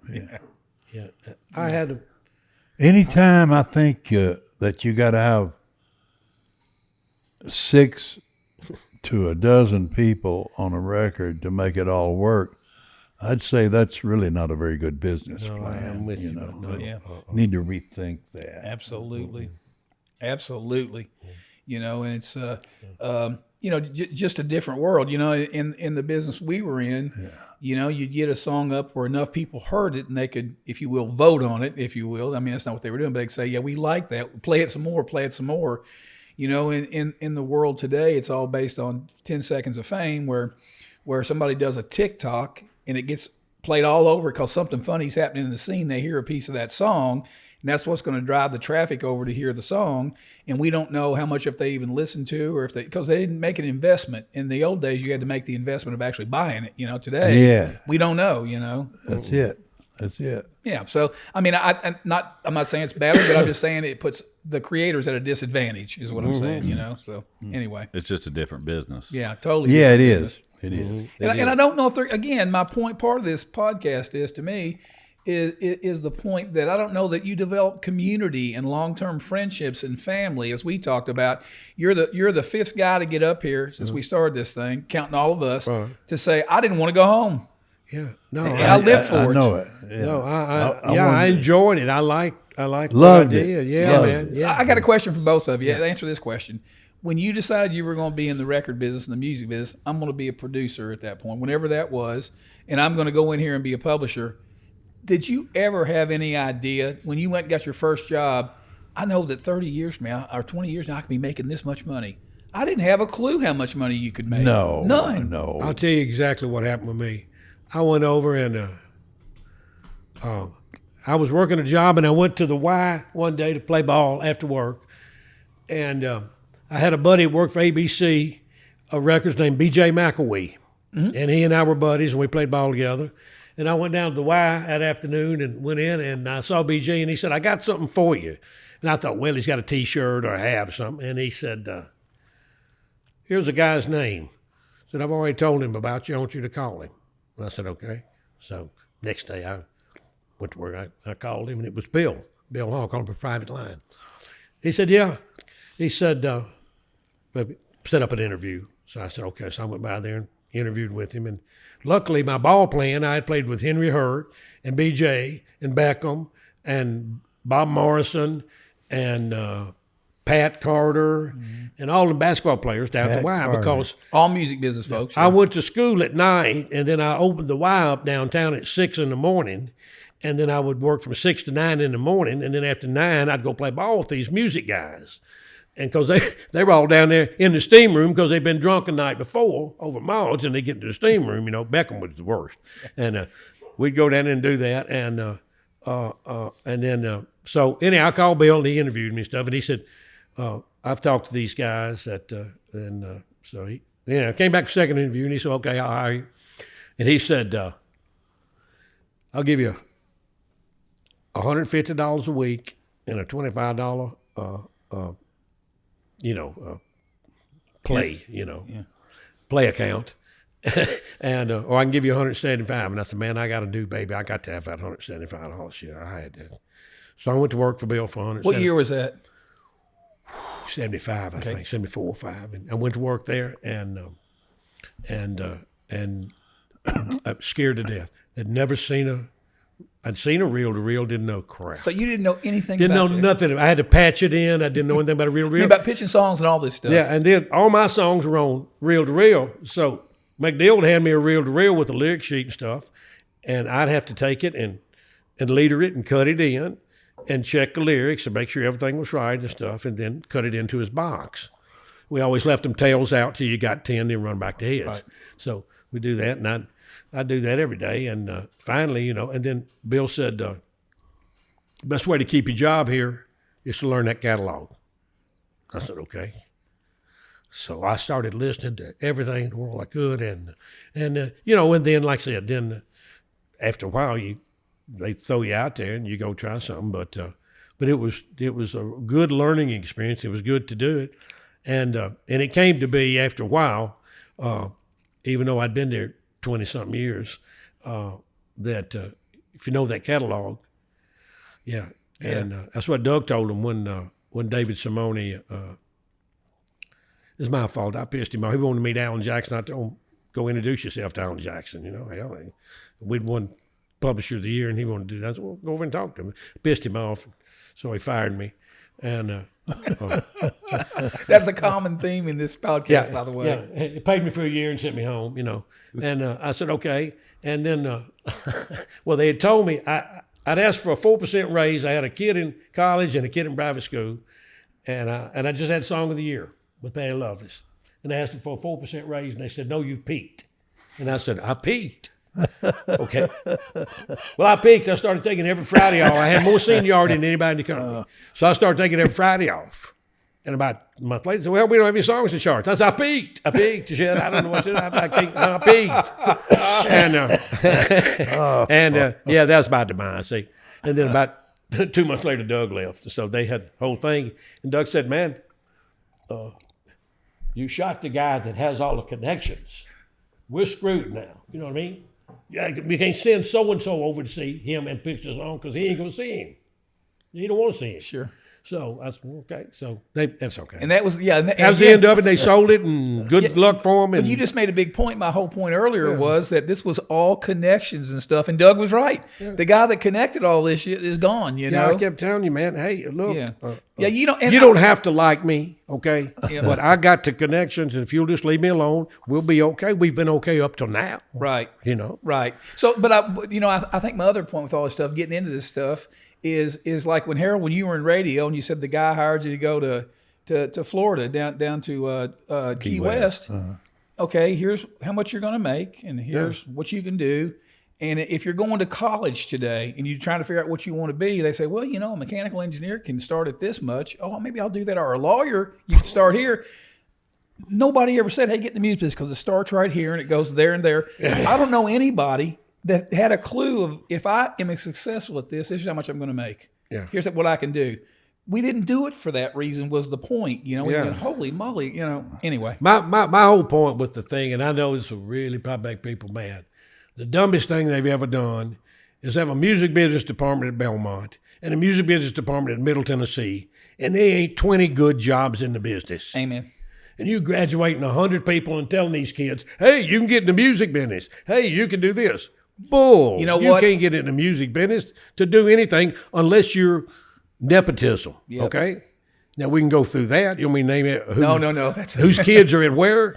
And whatever? No, you're right. And that's a big part of it. But I made that point a while back. When I was getting ready to go to college, I was trying to find a place I could learn how to be in a studio. Yeah. There were no music business things back then. Right. And we had a thriving music industry. Yeah. Today, it's this music business. And there's a music business college on every corner of this country and the world. So, but yeah, good luck. So you decided to get in the studio business and make records, Harold. And again, how much can I make at this? Yeah. You knew the jingle business as you did that, knew what that was worth, but going on and trying to be a record producer and stuff, when you first decided to do this, it wasn't like they said, well, when you're going to start at this and you can get up to here, you just, I wonder how that happens today. I just don't know, I don't know today, but they do an internship. Well, they don't pay them anything for it. Yep. And then if you don't hire the intern at the end, what have they learned? Yep. I don't know. But we didn't have interns. We just had to go do it. No. Last night, like we were talking, I was so lucky, and oh, I'm with you, buddy.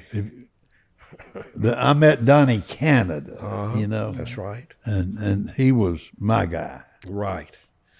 He made it all happen. And he trusted you and knew you could do it. Well, he knew you to could the point that he advanced me all of this. That's right. Money. Because he knew he could get it back and do the thing. And what's the old thing is, you're not bragging if you can back it up. Yep. I don't know a guy like that now. First of all, you know.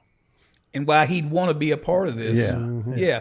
You know, and I think you make that your own. happened because Bruce Ritz knew Donnie. Right. And Bruce Ritz We got- had read Harold's name on the back of an album and thought, Yep.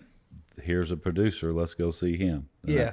Exactly. So, you know, you can call that luck, but you kind of help make your own luck by being in here and doing it anyway, yeah. which leads me to the point that no studios anymore. Yeah. I looked at a Music Row studio guide from 1999. I found in an old box. There was like 150 studios in Nashville, Tennessee. Oh, yeah, one on every and corner. those were watering holes. It brought people Yeah. in, you know, and you were doing that, you know, just like everybody else ever did it, starved to death doing it, but you were doing it. Actually, that's how I met Doyle. We had built a studio right across the street from where he worked every day. Yeah, man. It's Yeah, but you were doing that still. You weren't saying, man, I'm making money hand over fist. Look at me. There was another reason you were doing it keep it because, down. you know, again, they love songs. that's right. yeah. Yeah. Well, in reality, I built a studio because it was a business decision in that I was renting enough studio time that I could build my own studio and pay for it for the amount of rent that I was spending at other studios. So Right. it was that kind of decision is why I built my first studio. Sure. And the only way I was able to do that was that about the same time that decision was made is I met Bruce and Donnie, you know. So it was like, you can call it fate or whatever you want to call it, or luck or whatever, but I look at it as more divine than anything. Exactly. Yeah, I promise you, the good Lord has made me the luckiest guy in the world. See, that's it. I That's wouldn't it. swap with anybody on anything about nothing, but I've been the luckiest. For a guy who can't sing, play, or write, I can barely work a radio. I'm in that you know, club. Come on. I'm in that club. Lucky, Yeah. lucky. Yep, absolutely. Yeah. And You know, but Well, again, it's, I mean, it's a love that you got for that makes it important and special and Yeah. and desirable and makes you successful. Like we were talking about this last night. I couldn't wait to get to work in the morning. You know, I'd come to the pancake pantry and get breakfast, and I was rest of the day it was studio. You know, and but same thing. You loved it. Sometimes we didn't go home. yep, that's right. We'd still be there at 3 the next morning. Yeah, Well, when we were all really doing well and having so much fun, Russ was playing Toby. Let us talk a lot more action at 3 o'clock in the morning, you know, and that's the way it was. and laughing. Yeah. And having fun. Yeah, when you want to hear it, well, how about now? You know, well, Yep. And how about that? And that's the other thing. yeah. No argument. One of the greatest songwriters that ever lived, Toby Keith. You can't. It's not an opinion. There's no opinion No, about here. no. He's in the Hall of Fame in New York and the country music, the Songwriters Hall of Fame here. And this guy wanted me, who he had just met, to play him a hit. Today, I mean, and again, I'm not slamming today. It sounds like I am, but today, everybody feels like they've got to be, the artist has to be a part of the song, right? They very seldom cut outside songs, and they do some still, but not like it was, you know. And it was just a different game. And you were mentioning Bruce, who brought Donnie down. Here's a guy that didn't play an instrument, didn't write songs, was over in Eastern Kentucky. I don't know what he was doing he was working at the club back then, but I think he probably had 3 or 4 other jobs too. Had convinced a guy with money that he had to come here to Nashville and make a record on this artist in a club over there. He had that burning desire to do that, which he never lost till the day he died, because he wanted to do this that bad. And I think that's common with all of us. We got into it and go, oh my God, and I think that's been a common theme. And I'm not saying that the new young artists don't have that same desire. It's just directed differently, It's just a different game, It's a different game. And I don't know if they laugh as much as we did. And I don't know if they're going to have the stories we have. I really don't. I don't think they'll last as long as some of them have. I don't either. They flash in the pan. I don't either. But it's also ubiquitous, to use a word. It's everywhere. Yep. And when we were doing it, you couldn't pick up your phone and say, I want to see what so-and-so's doing today. Look at that. He's done a post today. If you wanted to go see Alabama, you couldn't pull them up on your phone. You had to go see them, and hear them live, and you had to actually go invest in that record to listen to them at your house, or wait for them to play the song on the radio you wanted to hear and hope it was the one you want, or whatever, Yeah. Different deal, completely different deal. Yep. Yep. It's and I think there's still some good music being made. It's just gotten harder to find it. Again, I think it might be because of the aggregators. We don't have that anymore. The guy we listen to that would pick all the good music or whatever, But you had to work to, if you heard something on the radio you liked, you had to travel around different record stores to find that. Absolutely. Sometimes you had to work did, for it. Yep. Absolutely. And now in 2 seconds you can bring it up on your phone. Absolutely. And you're tired of it by the end of the day. Yep. Yeah, and let me say this to you. I had a great career before I ever had a damn phone. Okay. 1993, I was okay. I had a good career up until 1993. Yeah. I don't want a phone now. Okay. My life has changed. I'm not that important anymore. I just me and a couple of cats, and I do a couple of things, and I think that's hurt us more than anything. I don't, I think there's a guy down the street from me that sleeps with his phone because he got it in his hand all the time. Yep. And I go, and he's not that important. He's not anything going on, so I don't know what his deal is.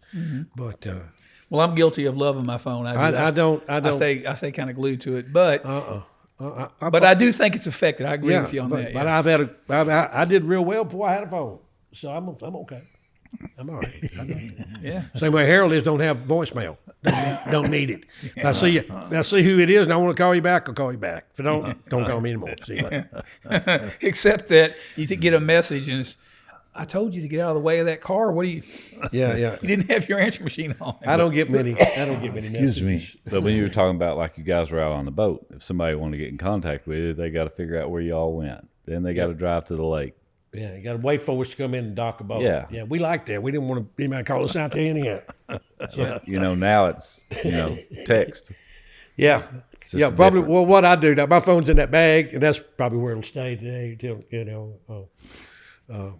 Yeah, my life has changed. I don't need it anymore. I'm an old man. I don't need any of that stuff anymore, That's me, and that's okay. And if I was his age, it'd be a different deal. Yeah. He got it all in front of him. Mine's in back of me. Yeah. So. And we also, as you say that, we shift over, as we're talking about all the studios being gone, the watering holes, where I came to, we, the last big purchase we made at the Music Mill, we remodeled the studios. You'll remember this. We bought that Focusrite console. We bought 2 48-track digital Sony machines. We bought a brand new API Legacy console for B. I mean, a lot of money, millions of dollars to be able to do that. And today, for $300, you can buy a program called Logic that all these young guys have on their computer, have every instrument in it. Yeah. You can sit there and have bass players, singers, do everything. And now they got AI helping them pick instrument, do all this stuff. And again, if it's that inexpensive to make it, what makes you think you can turn it into, again, because it's so ubiquitous, everybody's making records now. Yep. And again, I'm not saying they're not making good ones. There are some good ones. It's just it's there's so much clutter. It's hard to find. So anyway, thank goodness I don't have to do it then. Yep. I liked it when I did it then. Yep. Yeah, that's what I said. It's more fun then. Yeah, it was. More fun, and you could actually get something done. I got a 2 o'clock today. It never will. It won't ever be like that again. Won't ever. No. And that's okay. We did it in a good time. Yeah, that's all okay. right. I liked it when we did it. Okay. Yeah. It's not supposed to be that way. No, there are a lot of young talented people need to do their people deal. that can work the system like we worked the system Yep. when we were doing it. Yep. Yep. And you know, the other thing to me, as far as songs and stuff go, that's so different today is today the artist is, and I think can be a really good thing. It's completely in control of their career. Mm-hmm. You know, they're all trying to be completely independent, so they control everything. And hell, I think they should own it. Go ahead, it should be yours. It's yours. But I can't tell you the number of producers I know of and stuff that even I did in the past. And Harold, you can speak to this a lot, where you had an artist and you had to convince them. You had to convince them to cut the thing that was going to break them. Yeah. They wouldn't have known. You had to beat them up until they said, okay, I'll do it. I don't want to do it, but I'll do it. Boom. And, you know, of course, after that, it was their idea from the very, but I'm saying, you know, that interaction, that's not the same today. I used to do that sometimes with, it was really funny, with Bob Luman. And if you could catch him about an hour before we went into the session playing the song, he'd probably cut that song. Yep. So we try to get Luman in. If he had a 2, try to get him in at noon, play him something so he could run over there and cut him that way. That's fun, yeah. Last thing he heard, he wanted to cut. Yeah. See, but you had to know that. You had to be a part of Yeah, that yeah, thing, you got to know that that's the way he worked, you know. So Jerry Crutchfield used to be that way with Tanya Tucker. You know, if you could get him the day before while he was in the studio. Yeah. I'll never forget, he came over and worked on a Tanya Tucker record at the Music Mill, and I knew this already. But I was down in that control room 20 times that day getting songs, and I got one cut too. Yeah. He was in there listening. They were getting ready to record and pulling them out, and I said, I got another one here, you know. They're just fun days. that was funny. Tanya went in the Hall of Fame with McDill, and she said, Bob, I don't know if I ever got to cut any of your songs or not. And I said, well, you probably did, and you should have run that by Crutch. So I think we run some by you. And she never did, and that's okay. That's fine. And good for her. That's funny. No big deal. That's funny. Crutch. Well, I He think was a somebody good else one, man. cut, maybe Loggins or somebody. Is he still alive? No. Did he die? Wow. Who, Crutch? No, Crutch I know is dead. Dave Loggins. Yeah, he died too. Oh, died too? yeah. Wow. Yeah. But Boy, again, what a combination that was. no kidding. Oh, yeah. Bought that catalog too. Bought that from Glenn Keener. Glenn Keener owned that catalog. Wow. Please come to Boston. Glenn Keener. Glenn Keener owned that. But we Crutchfield bought again. Please come to Boston. Yeah. Yeah, Crutchfield again. Ran a record label, produced a lot of hit records. You guys were great friends. You all fraternized and hung out and stuff, you know. I don't see that so much anymore, you know. But like I told you, I don't know who makes records now. You know, it's like I think today they get in, they try to aim at something, and I won't say we didn't to some degree. As publishers, you know we did a little bit. Yeah. But I don't think you walked into a guy like Bob McDill and said, I want you to write a song like this. No. He did what he did, and that's why he was there. Yeah, Same with me. We had Tony Hazelham, who's the same kind of writer. Right. He did what he did. Right. And you'd get a song, we were talking about this last night, and you'd go, that's the funniest thing I've ever heard. God, that's brilliant. It's going to be fun. Nobody's ever going to cut it. But boy, isn't that great? But out of those songs came the ones that they did cut because he Right. got to do all that stuff. He was free to do it, and he knew it. And McDill's case, we had sometimes, he was smarter than the guy singing the song. sure. Okay. If you do a reference to Thomas Wolfe whispering in my ear, most people know who Thomas Wolfe was. Mm-hmm. Or if you look at what else he's got on Good Old Boys Like Me, if you look at any of those songs with the reference to them, there's some literary references and some stuff in there that most people don't know. Same way I said about the. Some people didn't know who Tennessee was. No, I know. Still don't. Still don't. Or Hank. Hank Yeah, in Tennessee. But so- it's brilliant. Yeah. It's brilliant. You know what? As you say that, I've told this story a million times about Don Von Tress, who people thought was the dumbest guy that ever lived. Who would write a stupid song like "Achy Break Your Heart"? I disagree. I thought it was brilliant. But up until that point, Don would bring me songs, and I'd have to look up half the words in the song. Yeah, I didn't know what they were. You know, he still does that today because he writes that too. Right. But out of that comes clever little fun things and everything else, yeah. you know? Randy Travis, Digging Up Bones. Yeah. It has a word in there, exhuming things. Exhuming, yep. Most people either don't know what exhuming means, Yep. or when they get to that part in the song, they sing whatever word they think it is. You know, and I wondered if you thought that word was overused in country. I didn't know. Well, I don't know, but it worked in that particular song. But that's, That was a joke. That's a real rare. It is, yep, absolutely. Incident in it college. is. And I'll tell you this. I cut that song on Mel Mel, Tillis yeah.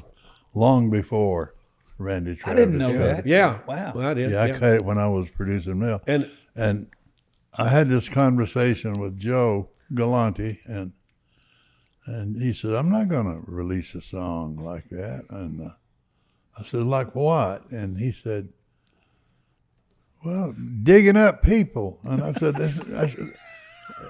he's not digging up people, Joe. He's reviving old memories and things, And he never got it. Never got that part of that song to the point that he would admit that he was wrong, Yeah, well, I'll use a word like exhume, a metaphor. Maybe he didn't know what that was. Yeah, I would. I would have probably, after he got in the top 5, sent him a copy of it, the chart, and said, he wouldn't release it. I didn't know that story. 2 weeks later, it was at the top of the chart. Yeah, didn't know that. Mm-hmm. Wow.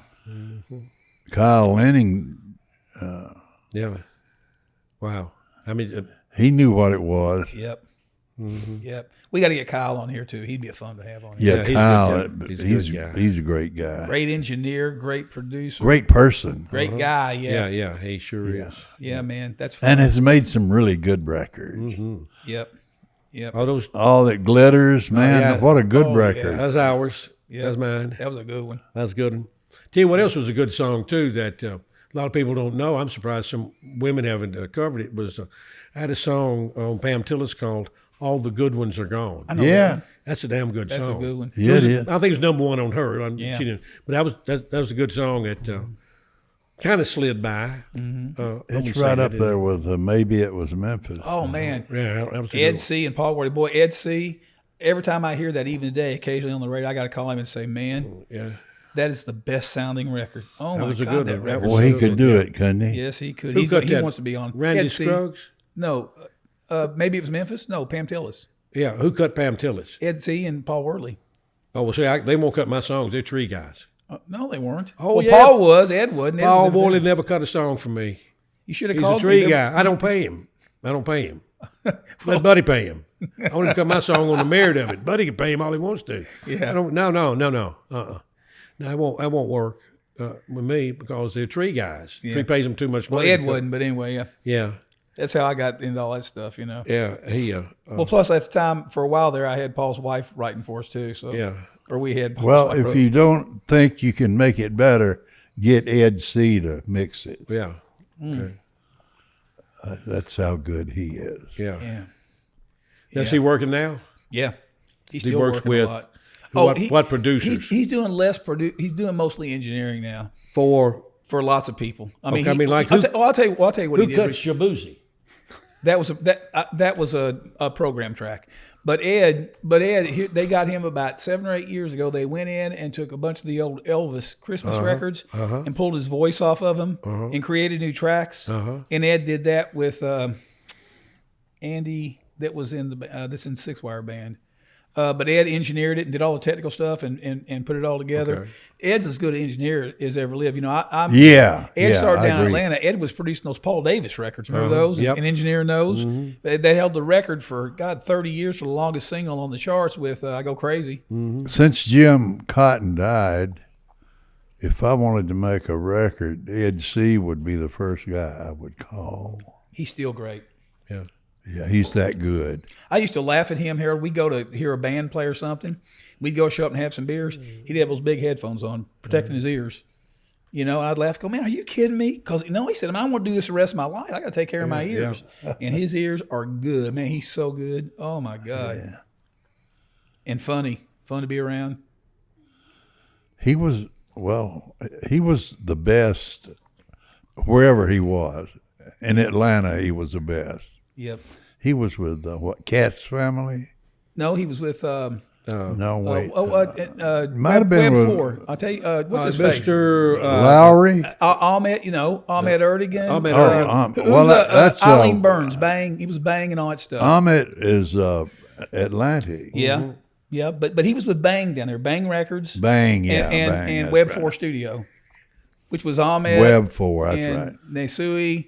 Yeah. And Jerry Wexler, I think, and I may have that wrong. No, and Burt Burns. But anyway, that guy, he's the guy that invented the word we used forever in the 90s, booger eaters. If he didn't like a song, he called a booger eater. So he'd always say to go to planes, "Don't pay me any booger eaters." Right. So, that's a, All those guys died, didn't they? Mr. Lowry's guys? yeah. Aren't they all dead? Yeah, I think so. they're Doug all Johnson gone. is, out of that team. Yeah, Tommy Rowe. He wrote for you guys, didn't he, Doug? He wrote some stuff for me. Yeah, when he had Doug Stone, I had a couple records. Yeah. We were talking about Doug Stone last night. Yeah. I had a couple pretty good records on him. Pine Box. No, after that. That was a good one. All right. Yeah. And Doug's still doing it. Doug's over at Black River. Okay. Black River Records. He's got Kelsey Ballerini and, Okay. I know her name. I know she and still trying to do the song. He believes in Ballerini. songs, man. He's still one of the few that believes in songs, to me. If we talk about getting older, though, it's interesting to me, too, that how many acts that is that you did that are still doing it and go out and sell out stuff. Shania, still. Alabama, if they want to do a tour, they can go out and do it anytime they want. Yeah. If Toby was until he passed. Yeah. Billy Ray just did the inauguration. I mean, those guys can still do, Headhunters. Well, Billy Headhunters, Ray's still doing Headhunters. it. Sammy's still doing Yep. it. Headhunters are still doing Yep, it. 30 years. Shania, KT was working right up until she died. Yeah, So was Glenn, and so was Yep. Mel, and yeah. They can still go do it. they I don't could know. still go do it. I don't know. Again, I don't want to make this sound like this is bitching about the way things are today, and I'm not. I'm not saying it's bad or wrong. It's just different. I don't know if these artists today that have these records, because it's such a singles-based right now business, that I don't know it's just going to be a spike up and down. I think maybe there's some longevity, and there is with some of the acts. I mean, there's I just wonder though if this business model of the market isn't conducive to that anymore. Maybe not. I don't know. I don't know. It'll probably change. Well, it will change. Well, I can tell you whether this: do it or not. the way they sign acts, there was a guy that lip synced to country songs on TikTok. He wasn't even singing, and he blew up real big, and they signed him to a record deal. Wow. Now I hear he's pretty good. I hadn't heard him actually sing, but he was lip syncing country records. Harold had one of them guys come in What? with was it that they have the dog, the wolf? Oh, yeah. That's right.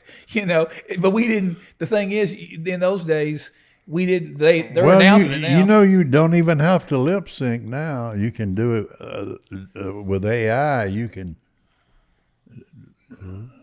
actually sing it. Wow. Yeah, I know. And you can be Randy Travis if you want. That's right. Yep. Or me. You could be you. Or you could create. We need to tell Jason that. Yeah. He's always wanted to be you, remember? I think I did Man of Constant Sorrow pretty He good. did. That's funny. Yeah, man. Yeah. Noel, you've never seen that. Jason Aldean was the guy I was thinking about. That what? That Neil had 7 on his. Oh, yeah, I knew that. So Yeah. evidently he's open. He doesn't write or I don't know who he is. I know he's a He's a talented guy, Yeah, is he? Jason. Now, Jason Aldean. cut outside songs. I think he's still Yeah, does. that's what I'm saying. He cuts outside songs. Yeah. I don't know any of his stuff, but I know that evidently he's not a writer. Larry Shell signed him to the label. Yeah, I think he's To, done okay. I don't Broken know. Bow when he was there. Yeah, I knew Larry was over there. One of our comrades. Yeah, man, Jason is Larry is a great guy too. Yeah. But he's so talented. Yep. He had ears, you know. And I actually think Jason Aldean is too. I don't know him, but I think He is. Okay. And he makes unique records that are him. You know it's him. Okay. I didn't. And still having a career, yeah. Yeah, I just know what Joe had told me. This may have been 2 years ago he did that. I don't know. I don't know if he's getting anything cut or not, Yeah, I don't know. or how he gets anything What cut. was Neil Thrasher's biggest song? Man, he had several. He had a Kenny Chesney record. Shit, I bet he's I had. don't know. He's had several. I bet he's had 20 top tens or ones. Yeah. He's had a bunch. Yeah. He's a great. He's writer. smart enough. He's got a wife, and once he got it rolling, he sold that company 4 times. I didn't know. He'd that. get all his songs going, get them earning money. He'd sell them. Wow. You know what I mean? Boy, He'd that's sell 'em. good. And just stick them back, and then because he knows, the life of a writer is about 3 years. McDill said if he could ever do 10, he would have broken the mold, and he did. And he said it's just like a pro athlete. Okay. I don't care who you are. 10 years later, somebody's better than you. Somebody's younger than you. Somebody's better than you. That's the way it is. Yeah, it's rare if it's not. And Like your Dean Dillons. And yeah. That's not fair. It's hell. They were all always better than me. Yeah. Dean, great writer, worst enemy. I had his whole catalog, and he's his own worst enemy. Quit trying to be a star and quit trying to do that and write some songs. You make a whole lot of money. Yeah. Yeah. Look at McDill. He lives next door to the governor. Okay. Wow. That's pretty good. He's done pretty well, and he stays there, so he can pay his property tax, and they're not going to run him off. And that should be an inspiration to somebody to say, hell, maybe I can do that. Yeah. That's good. I agree. I don't know. Well, he had a hell of a I don't know. But again, I had Rory. Rory had 4 or 5 acres out in Westmead. He'd done well. But those guys would write with anybody. They come in, they'd work, they'd do whatever. Get out of it what you put in it.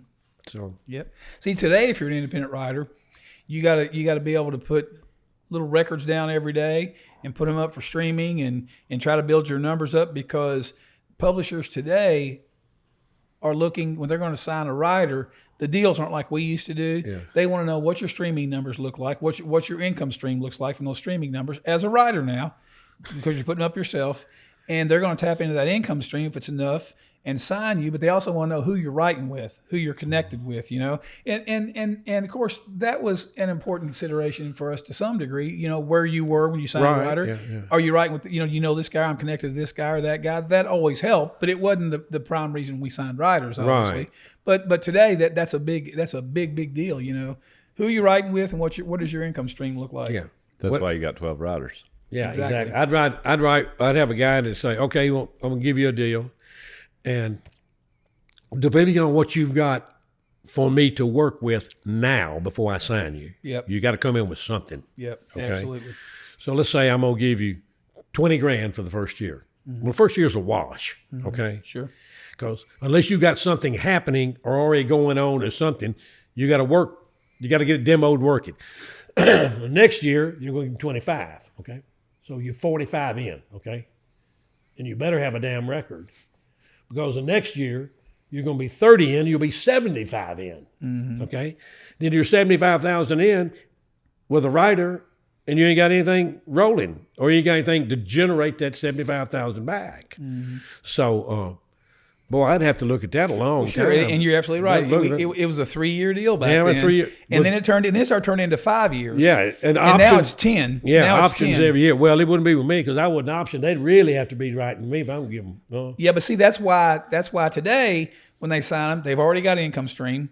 They're already connected to a couple of people. I know that I can take this much income coming in on a regular basis. He's grown it at this percentage. Hopefully, that's going to continue to offset my costs, and I'm not going to pay like I used to. Those draws are about the same today as they were back then, 30 years ago. Yeah. So you look at that money, in today's money, it's not near as much, obviously. Right. I've got an income stream offsetting it already. It's a business deal. Yeah. I don't even have to like the songs, but you're connected to this guy and that guy and that guy, and you got, and I guess that's a smart business thing. We had to look at it as business. Yeah. But that was the secondary thing. The first thing was, do I love this stuff? Yeah. Do I think I can do something with this? Yeah. Can I get, and then can I make it make business sense? Yeah, and here's the deal too. If you've already got some money coming in, then what do you need me for? If you got a stream already of money, then go plug your own damn songs. See if you can get in there. And suppose the guy that you're connected with goes cold. Okay? Suppose the record label says, Tommy Overstreet celebrated 10 years. They dropped him the next week. Okay? So you're going to tell me that that you've got stream coming in. What do you need a publisher for? And what if you're with Jason Aldean and now he's on the downside, not the upside going up?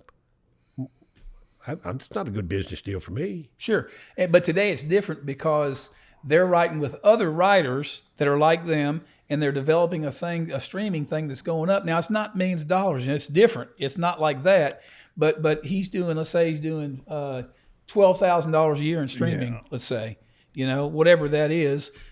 that's a pretty good start. He's already connected all these other people he's working with. We're betting it's going to keep going up, and we can plug him into stuff we've got over here, hopefully. And typically it's these distributors that are also publishers and may have a little label, the independent distributors and stuff, or even the major publishing companies. I mean, I don't know these numbers, but I know a lot of these young writers, and I know what their deals are. I'm understanding, Warner Chappell and Sony and those guys, have hundreds and hundreds of young writer deals they've done betting that same way. Not big money, but they have an income stream and they're connected to some people. And when I get them at Sony, I can connect them with a few other people over here. Maybe not even artists, just writers that are hot. There's an independent artist I've been talking to, become friends with. That's got 1 million followers on Instagram right now. He's getting ready to go tour Europe, completely independent, and trying to build this thing on his own, doing pretty good at it. He had a major publishing deal in town about 5 years ago, and I was telling a friend of mine over at one of those publishers today that I've been talking to this guy about a totally different deal, different thing. And he said, man, tell him to come back over. We need him right now. But this guy's so hot independently, he just produced a record on Keith Urban. Keith asked him to come over and do a side with him, write a song and do it, because he has a different slant on stuff, and he got paid to do that, obviously. But that's the different world again. You don't even know who this guy is. He lives over in East Nashville. He's getting ready to go tour Europe. He's going to come back and do the States, and he's going to go to Australia probably next year, and he's building it all on his own. So he's an act, and he writes his own stuff. Yep, and writes most of them by himself. Okay, he makes his own records.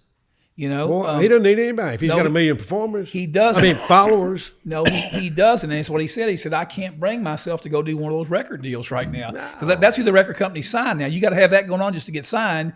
And here's a big shock for you: 99% of the time, the labels don't own anything anymore. They participate in things for a term. And if they do own it, it reverts back very quickly, 5, 6, 7 years to the artist. So it's a different business. They're more in they're more in the distribution business for a period of time than they are the actual A&R and all that stuff. That's now. right. That's right. Good. I'm glad I don't have to fool with that anymore. Well, I hope they don't call you because you got your phone on. They ain't going to call me. Yeah. You don't have your phone on. We'll be at a car show somewhere. It's really discouraging, Can't bother us. For older people like myself, because nothing I did really works now. Yeah, me too. But something, I don't think we have to worry about it. Well, no. Okay, I think our what is it? I'm lost for the word. I think our whatever will stand is okay. Yeah, I think we're okay. But I still I'm believe. not worried about the new people coming in and getting 100 number ones. When you get that 101, call me. Let me know. Okay? But I still believe Harold's got at least one more in him. I do. I believe there's going to be something come along. He's going. Well, they will. We just hadn't found it yet. Yeah. Maybe. Somebody will call the same way they did Billy Ray, the same way they did this. Somebody will go, hell, I saw this old girl and she can sing. Oh, Harold. We'll be in the band. Yeah. I always refer back to the famous Blue Note story in 2002 when they signed that young jazz artist, and they were in good business, had good business model. They sold 30,000 pieces in those days, and they signed this little jazz singer. Oh yeah, and came in to make a record, and they brought in Arif Mardin, who was 83 at the time, to make the record, and it turned into "Come Away with Me," 25 million pieces. Yeah, Stegall had that big jazz hit. Yeah, but he had wasn't as big as "Come Away with Me," but he had "We're in This Love Together." That's a good one. Al Jarreau, yeah. Yeah. But I'm saying, but that was a little bit of a weird one. But coming from Blue Note with her was a totally, if you read those stories, it's like holy moly. Was that Nora Jones? Nora Jones, yeah. That's good. Oh yeah. Well, she had a good family lineage there, didn't she? Produced by an 82-year-old Arif Mardin. Her daddy was? No, Arif Mardin produced the record. Who's her dad? Nora Jones. Oh, Ravi Shankar. Yeah, that's a good backup. Yeah. If you need a Shankar. Yeah. If you need a. Yeah, but I don't think he was setting the world on fire back then. Well, it doesn't matter. He was famous, but we still talk about it. Well, he had a funny name, played a funny guitar. He did, yeah. Can't get that. Who'd you say your dad knows? Beatles? Oh, who again? The Beatles? Yeah. Speaking of the Beatles, Ringo is going to do the Opry. He already did, didn't he? Did he? Okay, I saw it on the thing coming out there. Yeah. And, I don't know what he did at the Is he going to do Act Naturally? Probably. Yeah, I'm sure he will. He loved country music. Now, Johnny Russell died. Johnny right? Russell died, wrote that, yeah. Yep. Yeah. I had number one on the Statlers that they didn't write, that Johnny Russell wrote. What was it? You'll Be Back Every Night in My Dreams. Oh, yeah. Wow. And I had publishing on that. We split it with Johnny. We was in business with Johnny. Yeah. He's a good writer, man. Yeah, Johnny he was. Russell He was wrote a lot a of good great writer. Yeah, he was. Yeah, he didn't write a lot, but he was a good one. Yeah. And he wrote some other stuff. He wrote, co-wrote Let's Fall to Pieces Together. Oh, yeah. Yeah, I had Ray cut 2 songs for me. Ray Baker cut Let's Fall to Pieces Together and You Look So Good in Love. Yeah. Oh, That's a good one, that too. That's good one, boy. Everyone, Kerry Chater, yeah. I George Strait. wish you still I got to sit on the front row wanted me. of CMAs one year. Had 2 songs up. Had Who wrote that, You Look So Doyle? Good in Love and Swinging. What, baby? Who wrote You Look So Good in Kerry Love? Chater. Kerry Chater. he write by himself? No, maybe Rocco. Maybe, yeah. He co-wrote them. Yeah. You know, he died a couple years ago. Yeah. He was in Gary Puckett and Union Oh, Gap. I mean, Yeah, the yeah. bass player in them. Yeah, Yeah. You cut. I know you know it. Kerry Chater was? Yep. Swinging. Yeah, I had half that. Oh wow. I had a great story on that. I'll tell you a great story on Swinging. Yeah, he wrote some good songs. Yeah, sure did, man. Oh, he wrote a bunch of The good Blind Girl, he wrote Somebody's Knocking, didn't he write No, that? it's Jerry Gillespie wrote that. Gillespie, that's right. Yeah. And maybe the guy that produced it, Just a minute, Ed Penny. Ed Penny. I don't Did think he was a- co-write that? No, I think Jerry wrote that. Oh, okay. He may have produced it. Swinging. I was going to tell you a thing on Swinging. We had Lionel Delmore, and so he and John wrote together all the time. John Anderson, they wrote together, and we had a Delmore Lionel Brothers was catalog. a great guy. Yeah, and so they wrote Swinging, and it was a single, and Bill says, Big record, man. Yeah. Bill says, well, John, would you be interested in selling your half of the publishing? John says, yeah, I would. So I said, well, what do you want? And he said, make me a list. And so John got a 22-foot bass boat with a trailer and a big engine and all that fishing equipment and all kind of stuff. And I'm going to say maybe $25,000 in cash or something. Oh, like my that. Bill worked a deal, some kind of deal with that for him. I don't know. John was happy with it. So we bought him a boat and all that shit, all that, gave him money and everything, and he sold us the half of it. And like I said, in, I believe it was 83, had that and You Look So Good in Love. Had 5 songs up, and I had 2 of them. Wow. And that was a good year for me. It was a Boy, good year. Swinging, oh my God, for a bass boat. He little opens cast. with it and closes with it now. He opens with Swinging and closes with it. Yep. And That was the first song I ever saw have merchandise for a song. Everybody had just a swinging. just a Swinging, boy. That That was was a good a one, man. huge That was a good record. Every flea market. And John cut some good records. He cut some Noro. of those Mark Knopfler songs. You know, David Conrad had Mark Knopfler. Yep. And John had John too. And they cut oh hell, it's in a minor chord. I don't know. Yeah, cut some good songs. John cut some good records. He sure did. Yeah, had some good ones. He Cherokee cut fiddle a lot of or them at something the like music that. Is that mill. right? Cherokee fiddle, some kind. I don't know. Yeah, Seminole Wind. Seminole Yeah. Wind was one of those. Yeah, that was a good one. they cut a bunch of that John stuff at the music mill, didn't they? Yeah, they cut all of it. That was at Lou the Bradley, mill, right? Yeah. That was Naro. Noro. Naro cut most of those. Oh, I That's didn't right. know that. Well, Yeah. Well, then Lou Noro- Bradley engineered them then. oh Yeah. yeah, Lou Brett. Yeah. Well, Lou did everything at CBS. Noro produced all of John's stuff. Yep, What a great guy he was. sure was.